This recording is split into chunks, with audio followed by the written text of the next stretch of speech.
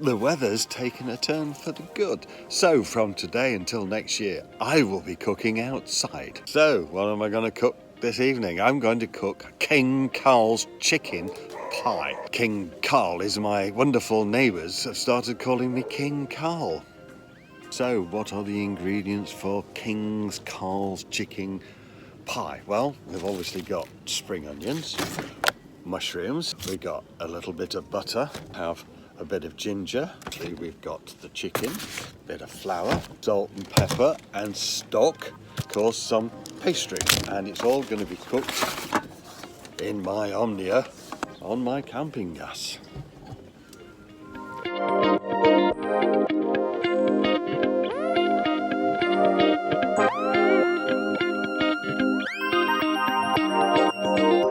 Rather hoping that Angelica, neighbour who calls me King Carl, would have been here because she could have supervised me because she's a real good cook. I think I'm okay, but she's like the queen of cooking.